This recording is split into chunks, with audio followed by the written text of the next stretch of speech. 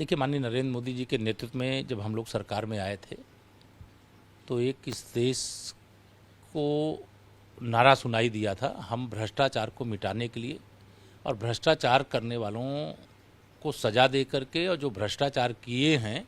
उसकी जांच करके और जो गरीबों का शोषण करने वाले हैं फिर से गरीब कल्याण की योजनाएं बना करके उन तक पहुंचाने के लिए यह वादा 2014 के लोकसभा चुनाव में किया गया था। फिर 2017 में भारतीय जनता पार्टी की उत्तर प्रदेश में सरकार आई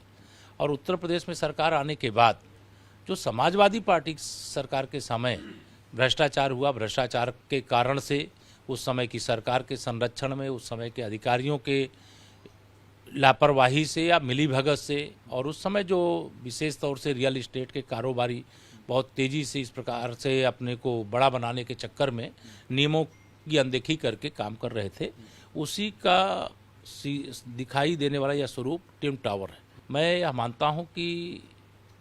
समाजवादी पार्टी की सरकार के समय ये भ्रष्टाचार की इमारत खड़ी हुई है और भारतीय जनता पार्टी की सरकार के समय ये इमारत धराशायी हो रही है, लेकिन यह सारी कार्रवाई माननीय सर्वोच्च न्यायालय के आदेश के क्रम में हो रही है। लेकिन इस कार्रवाई से मुझे इस बात की चिंता है कि इसके कारण से एक राष्ट्रीय क्षति भी है कि एक कोई इमारत बन के तैयार हुई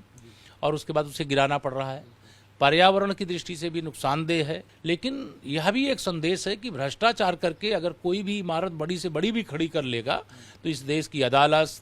देश और प्रदेश की सरकार उस ढांचे को ढहाने में भी पीछे नहीं हटेगी। सर, इसमें जो अफसर शामिल थे, चूंकि सर्वोच्च न्यायालय ने फैसला सुनाया है, जो अफसर शामिल थे, क्या सरकार के स्तर पर उन लोगों पर कोई कार्रवाई आप लोग करने की कोशिश? देखिए, जब तक माननीय सर्वोच्च न्यायालय के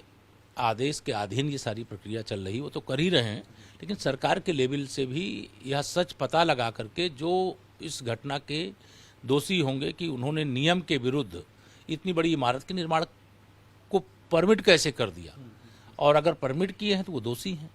और उस समय इस प्रकार का दोष करने के लिए किसने कहा, किसके कहने से हुआ, यह भी उसका एक पक्ष है। और किसी ने कहा और किसी ने करने दिया और किसी ने किया है, तो यह तीनों इसकी सजा का पात्र बनते हैं। एक आखिरी सवाल है सर कि जैसे ट्विन टावर तो एक मान लीजिए उदाहरण आपने दे दिया कि कोई भी भ्रष्टाचार करेगा तो इमारत ध्वस्त होगी, लेकिन क्या इस तरीके की कोई और इमारत अगर होगी तो क्या सरकार के स्तर पर आप उसकी जांच करवा कर ऐसी कार्रवाई और भविष्य में हो सकती है? वो तो परिस्थितियों पर निर्भर करता है, देखेंगे। हम व्यक्तिगत तौर से बहुत इस प्रकार के पक्ष में नहीं है कि कोई इमारत खड़ी हो, उसमें तमाम पैसे खर्च किए जाएं, तमाम प्रकार से श्रम शक्ति खर्च की जाए और उसके बाद फिर इस प्रकार से ध्वस्त किया जाए, इसके पक्ष में नहीं है। लेकिन कोई गलत है तो उस गलत की सज़ा जो गलत होगा उसको मिलेगी और जो भी हमारे देश की, प्रदेश की अदालतों के द्वारा फैसला सुनाया जाएगा, सरकार उसका पालन करेगी।